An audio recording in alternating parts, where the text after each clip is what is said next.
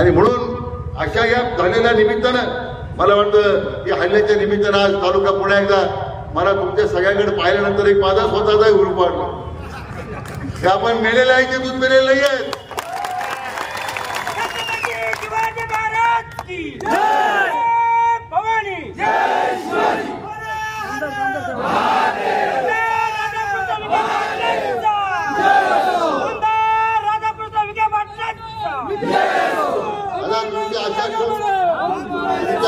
लोकशाहीनं या तालुक्याचा हिंदुत्वाचा विचार संपणार नाही मला त्यांना सांगितलं पाहिजे.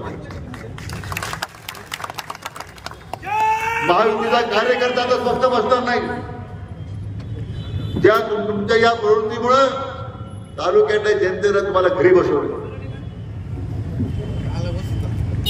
आता कालच्या घटनेच्या नंतर लोकांच्या मनातून सुद्धा तुम्ही उतरलेला आहात ही जाणीव तुम्हाला ठेवली पाहिजे. ही कालची घटना अचानक घडलेली नाहीये. याच्या मागे खरं सूत्रधार कोण आहे?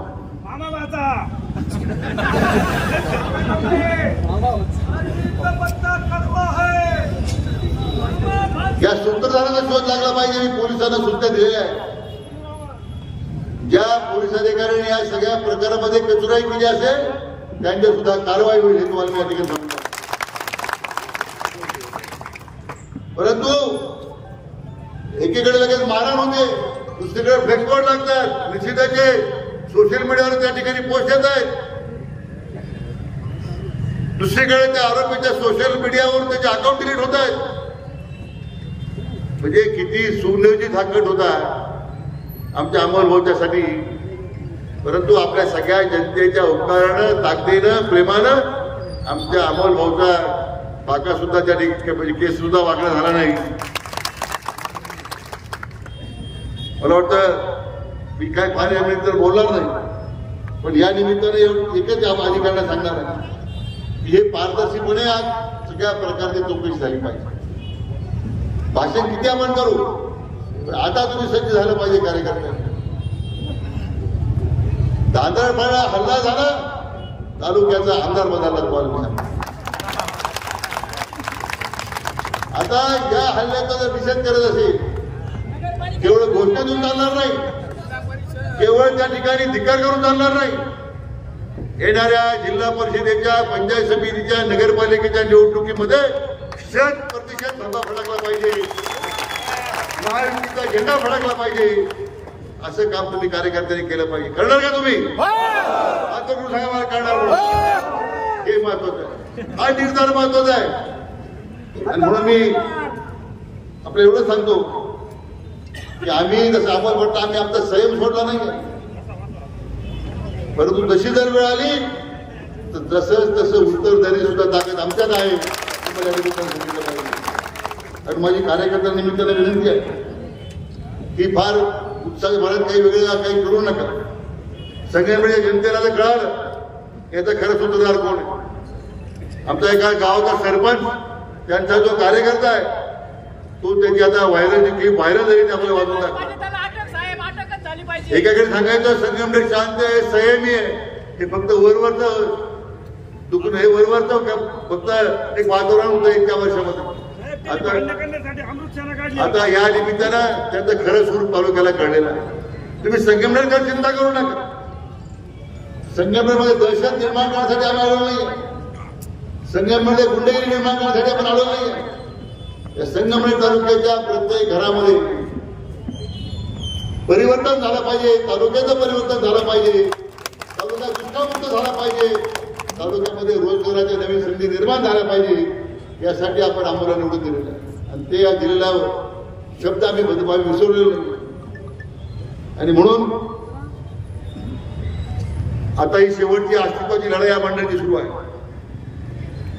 आणि अस्तित्व फक्त आम्ही दहशत आणि गुंडगिरी निर्माण करू शकतो अशा प्रकारचा त्यांचा प्रयत्न आहे. एका बाजूला दहशतवाद आहे, गुंडगिरी आहे, त्यांना काय करायची ते लग लावत त्याचा काय बंदोबस्त करायला आम्ही करू, तुम्ही चिंता करू नका.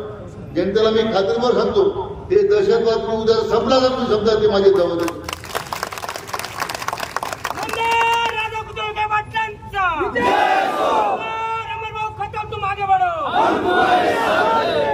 आणि म्हणून महायुतीचं काम हे विकासाचं काम आहे. एका बाजूला दहशतवाद आपल्याला मोडायचा आहे आणि दुसऱ्या बाजूला तालुक्यामध्ये विकासाचं एक नवं पर्व आपण जे सुरू केलंय त्याला अधिक त्याला उभारी द्यायची आहे.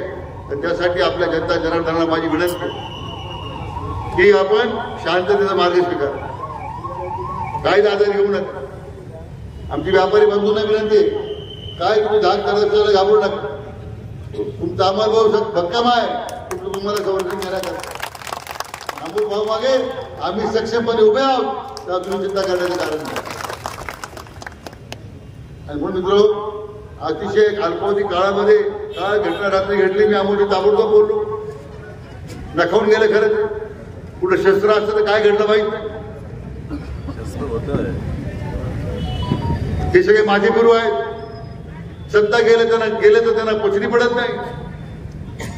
प्रत्येकाने आपल्या छातीची ढाल करून अमोलसाठी त्या ठिकाणी भक्कमपणे त्या ठिकाणी उभं राहिलं पाहिजे.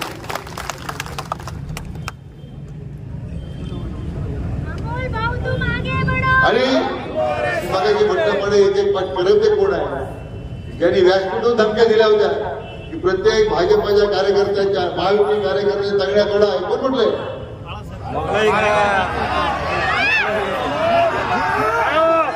त्या धमक्या देणाऱ्याची सुद्धा चौकशी झाली पाहिजे, त्यांच्यावर सुद्धा कारवाई झाली पाहिजे ही आमच्या निमित्तानं मागणी. सगळ्या कार्यकर्त्यांचं भरभरून कौतुक करतोय. इथे काय आपल्या गाड्या द्यावं लागल्या नाही.